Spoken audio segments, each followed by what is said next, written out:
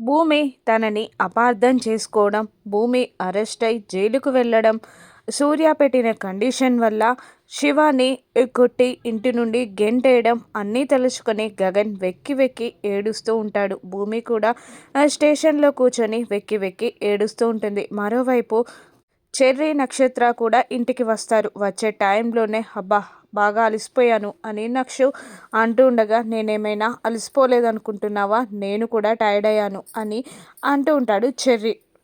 ఇద్దరూ వెళ్ళి ఫ్రెష్ అయ్యి వస్తారు. ఇక అక్కడ సోఫాలో కూర్చొని నక్షు డార్లింగ్ కాస్త టీ పెట్టుకురా అని అనగానే, ఇప్పుడే చెప్పాను కదా అలసిపోయానని, నువ్వు పెట్టి నాకు ఇవ్వు అని గట్టిగా అరుస్తుంది నక్షత్ర. దాంతో ఏంటే నోరు లెగుస్తుంది, నేను నీకు టీ పెట్టాలా అని నక్షత్ర దగ్గరికి కోపంగా వస్తాడు చెర్రీ. ఏంటి పెడితే ఏంటి, మొన్నటిదాకా కుక్కిన పెయిన్ లాగా పడున్నావు, ఇప్పుడు టీ పెట్టిస్తే ఏమైపోతుంది, ఇంతలా రెచ్చిపోతున్నావు అని నక్షత్ర చెర్రీపై తిరగబడగానే లాగి పెట్టి ఒక్కటి పీకుతాడు చెర్రీ. నన్నే కొడతావా అంటుండగా మళ్ళీ ఒకటి పీకుతాడు చెర్రీ. అది చూసిన అపూర్వ కోపంగా, రేయ్ నా కూతుర్నే కొడతావా అని అంటూ చెర్రీని కొట్టడానికి దగ్గరికి వచ్చి చెర్రీ గొంతు పట్టుకొని నలుమేస్తూ గొంతు పిసికేస్తూ ఉంటుంది. దాంతో అందరూ చుట్టూ చేరుతారు. అపూర్వాని దూరం నెట్టేస్తాడు కేపీ. నా కొడుకునే చంపేస్తావా అని అంటూ ఉండగా, నా భిక్షపై బ్రతికే వాళ్ళు మీరు అని నోరు జారుతుంది శరత్ చంద్ర ముందే అపూర్వ కేపీ పైన. అపూర్వ గారు మర్యాద అని కేపీ గట్టిగా అరవడంతో, ఏంటి నీకు మర్యాద అని అపూర్వ గట్టిగా అరుస్తూ ఉంటుంది. అప్పుడు శరత్ చంద్ర, అపూర్వ నోరు జారుతున్నావు, ఆవేశంలో ఏమంటున్నావో తెలియట్లేదు నీకు అని అరుస్తూ ఉంటాడు శరత్ చంద్ర కూడా. అది కాదు బావా, వీడేం చేశాడో తెలుసా, అసలు వీడి చేసిన పని తెలిస్తే నువ్వే చంపేస్తావు వాణ్ణి. అసలు మన నక్షత్ర మెడలో తాళి కట్టినప్పుడే వీని చేతులు విరిచేయాల్సింది. కానీ వీడేం చేస్తున్నాడో తెలుసా, ఇప్పుడు మన పాప పైన చేతులు వేస్తున్నాడు, కొడుతున్నాడు అని అంటూ ఉంటుంది అపూర్వ. ఏంట్రా చెర్రీ, నక్షత్రాన్ని కొట్టావా అని అంటుండగా, లేదు మామయ్య, అత్తయ్య అబద్ధం చెప్తుంది. ఏంటి నక్షత్ర, నేను నిన్ను కొట్టానా అని అడుగుతుండగా నక్షత్ర సైలెంట్ అయిపోతుంది. చెప్పు బేబీ, వాడు నిన్నెందుకు కొట్టాడో చెప్పు అని అపూర్వ నక్షత్రాన్ని అడుగుతుండగా, అత్తయ్య నేనంటే మీకు ఇష్టం లేదని నాకు తెలుసు, ఎందుకు ఇలా ఆవేశంగా మాట్లాడుతున్నారు, నక్షత్రాన్ని ఎందుకు బెదిరిస్తున్నారు, మా ఇద్దరి మధ్యలో చిచ్చెందుకు పెట్టాలి అనుకుంటున్నారు అని చెర్రీ రివర్స్ అవుతాడు అపూర్వకి. నేనంటే ముందు నుంచే మీకు ఇష్టం లేదు, మీ అమ్మాయి మారిపోయినందుకు ఇలా మాట్లాడుతున్నారా మీరు అని అంటూ ఉంటాడు చెర్రీ. చెప్పు నక్షత్ర, నేను నిన్ను కొట్టానా అని నక్షత్రాన్ని బెదిరించడంతో, లేదు లేదు నన్నెవరూ కొట్టలేదు నాన్న, అది అమ్మ మిమ్మల్ని ఎంత ప్రేమగా చూసుకుంటుందో నన్ను ఆయన అంత ప్రేమగా చూసుకున్నాడు, అందుకే నా కళ్ళలో నీళ్లు తిరిగాయి, అది అమ్మ చూసి అపార్థం చేసుకొని నన్ను కొట్టాడని భ్రమపడింది అని అబద్ధం చెప్పేసి చెర్రీ సైడ్ తీసుకుంటుంది నక్షత్ర. దాంతో అపూర్వకి ఫ్యూజ్ ఎగిరిపోవా శరత్చంద్ర అపూర్వకి వార్నింగ్ ఇస్తూ, చెర్రీని అల్లుడిగా యాక్సెప్ట్ చెయ్యి, వాళ్ళ కాపురంలో నిప్పులు పొయ్యకు, ఇన్నాళ్ళు ఎలా ఉన్నావో అలాగే ఉండు, లేదంటే నేనేం చేస్తానో నాకే తెలీదు అని వార్నింగ్ ఇచ్చి శరత్చంద్ర అక్కడికి వెళ్ళిపోతాడు. ఇక అందరూ మెల్లిగా జారుకుంటారు. పద నక్షు డార్లింగ్ అంటూ నక్షత్రాన్ని తీసుకొని చెర్రీ కూడా వెళ్ళిపోతాడు. ఇక నీ లేడీ విలనిజం చూపెట్టమ్మాయ్ అని అంటూ ఉంటుంది అపూర్వ.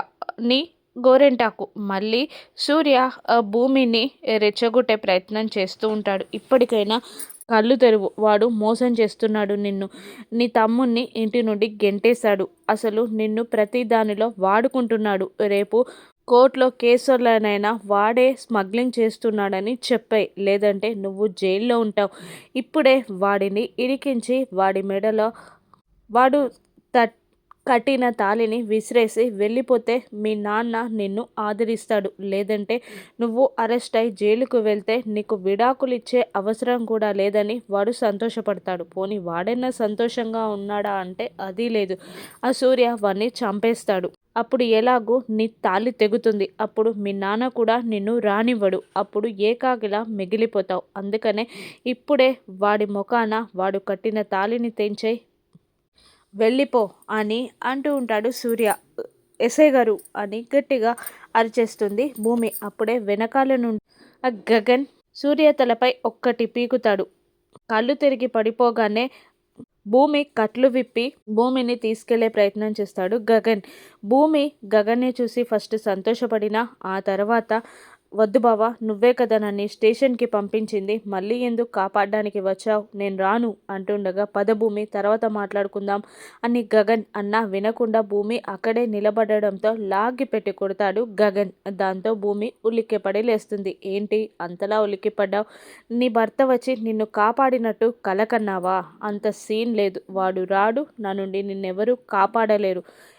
రేపటిదాకా టైం ఇస్తున్నాను, వాడు స్మగ్లింగ్ చేస్తున్నాడని నిజం బయటపెట్టు అంటూ వెళ్ళిపోతాడు సూర్య. మరోవైపు చెర్రీ పడుకోగా నక్షత్ర కాలు నొక్కుతూ ఉంటుంది. ఏంటే ఇంతకుముందు ఫైర్ అయ్యావు అంటూ ఉండగా దానికి పనిష్మెంట్గా మా నాన్న ముందు మా అమ్మ అవమానపడేలా చేశాను కదా అని అంటూ ఉంటుంది నక్షత్ర. ఇంతలో డోర్ తోసుకొని వచ్చేస్తుంది అపూర్వ గోరెంటాకు. ఇక ఏంటత్తయ్య భార్యాభర్తలు రూమ్లో ఉన్నాక అలా రాకూడదని తెలియదా మీకు అంటుండగా, ఏంట్రా నువ్వు నన్నే ఎదురిస్తున్నావా అని అంటూ కొడుతూ ఉంటుంది. ఇప్పుడు మామయ్యని పిలవాల్సి వస్తుంది అని చెర్రీ అంటూ ఉండగా, నువ్వు పిలిస్తే ప్రత్యక్షమయ్యే దైవం కాదు మీ మామయ్య, నేను చెప్పే కట్టుకథలు వినే దేవుడు మీ మామయ్య. పిలవరా పిలు, అయినా నేను నీతో మాట్లాడడానికి రాలేదు, నక్షత్రతో మాట్లాడడానికి వచ్చాను అంటూ నక్షత్రాన్ని పిలిచి, ఏంటే నా ప్రాణం నువ్వని తెలుసు, వీడికి బానిసలా మారిపోయినా కూడా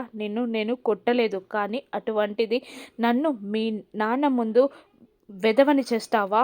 ఎందుకు ఇలా మారిపోయావో చెప్పు అని అపూర్వ నిలదీస్తూ ఉంటుంది నక్షత్రాన్ని. నక్షత్ర సైలెంట్గా ఉండిపోతుంది. ఇక చెర్రీ ప్లాన్ గుచ్చి అపూర్వ తెలుసుకుంటుందా? గగన్ భూమిని ఎలా కాపాడుకుంటాడు? గగన్ చెర్రీల ప్లాన్ ఏంటి? అపూర్వని చెర్రీ ఎందుకు రెచ్చగొడుతున్నాడు? రాను ఎపిసోడ్స్లో చూద్దాం. Thank you for watching.